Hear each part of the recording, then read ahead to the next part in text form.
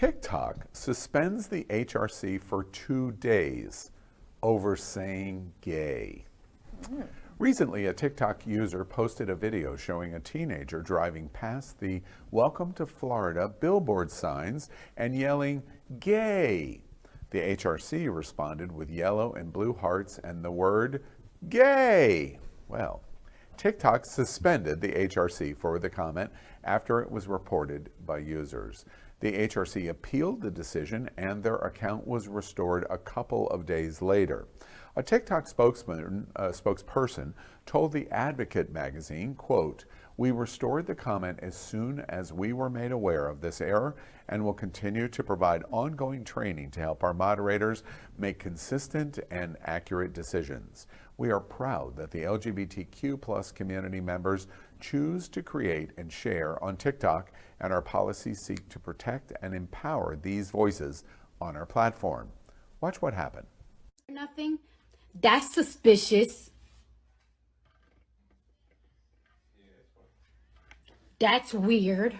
TikTok, are you serious? You are literally banning us from doing life-saving work for LGBTQ+ folks. Why was this a violation in the first place? Not being able to upload videos really hinders our ability to create visibility and education for LGBTQ+ topics. So our question to you, TikTok, is how does the word gay violate your community guidelines? After we saw that there was a comment that violated TikTok's community guidelines, we submitted an appeal. Now, though TikTok did appeal the comment very quickly within 8 minutes, we could not upload videos after the appeal was made. So yes, it was a quick appeal process, but we shouldn't even have to appeal comments like this. How can we make sure that this doesn't happen again, not only for our page, but for others?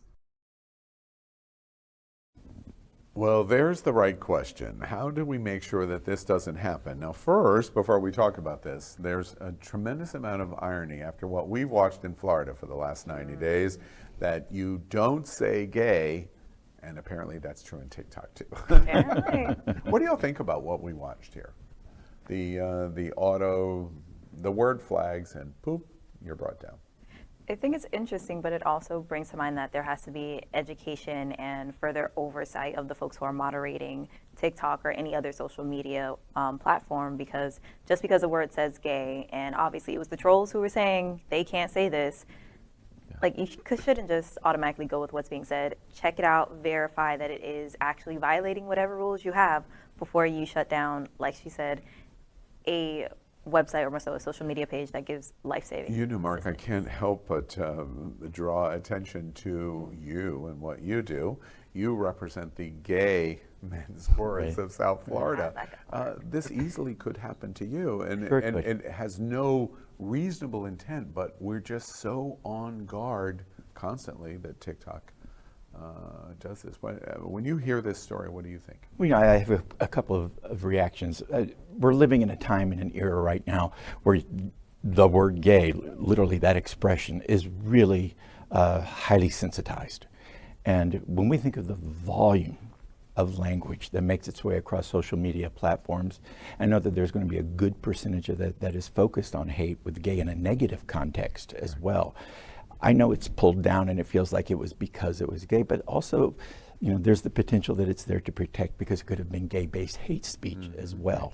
I think 8 minutes is a pretty good turnaround time.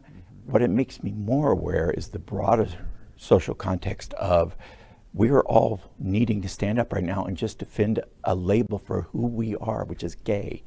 And that's unfortunate that we're at that point, so that when something like this happens, it's just like adding gasoline onto a fire. You know, and supporting to the same kind of question that I'm curious about, you work with LGBTQ youth all of the time. That's your principal job at SunServe. And bullying is a principal issue that the participants in the SunServe youth program face. How do you balance the issues of free speech and bullying and the hate speech that takes place? Any thoughts in terms of how those balances work, where we can do a better job? And the trolls are going to be trolls. As they are. Like I said earlier, it's really going to be a lot of education that's needed, because a lot of the hate that's spewed out there is purely based on ignorance and outdated ideas and assumptions about people and about certain groups of people. And with our youth, at least, we make sure that they fully understand what is the difference between hate speech and just being, for lack of a better term, a teenager. Right. Yeah, when I'm looking at this story in particular, I find it a little more comforting that it wasn't the original post that said gay, but actually a comment. So I think, to Mark's point, it's indicative that they were trying to protect, perhaps, a reply on the initial comment. So, and I think I agree with you. It was a very quick turnaround to actually get it back up. All right. Well, we're going to continue in this theme of talking about what's going on in Florida with some news about Disney. LGBTQ plus news is vital for our community and for the broader world as a whole. We have enough enemies at Fox News. Tucker, Sean, and Laura are loud. We need passionate allies. Happening Out Television Network, Queer News Tonight, and It's Happening Out are literally out of the closet and into the headlines. Our community needs your support. Like this broadcast and subscribe now to ensure the growth of the entire LGBT